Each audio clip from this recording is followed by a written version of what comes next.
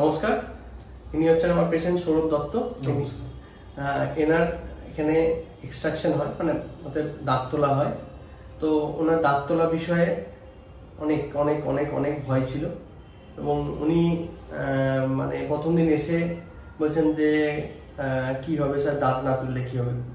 তো দাঁত না তুলে ওষুধ দেন, ওষুধ দিয়ে খেয়ে যদি কিছু হয়। আমি ওনাকে প্রমিস করেছিলাম 1% কোনো ব্যথা হবে না দাঁত তোলার সময় এবং পোস্ট অপারেটিভ কোনো কমপ্লিকেশন হবে না।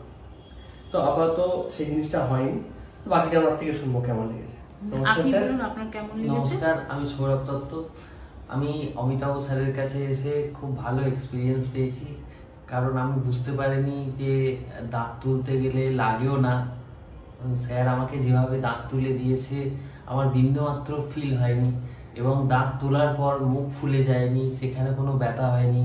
আমার খুব ভালো লেগেছে, খুব ভালো লেগেছে। আমি চাই যাতে আমার নেক্সট টাইম দাঁতের যদি কিছু প্রবলেম হয় এবং আমার ফ্যামিলির যদি কিছু প্রবলেম হয়, আমি অমিতাভ স্যারের কাছে এসেই করাই।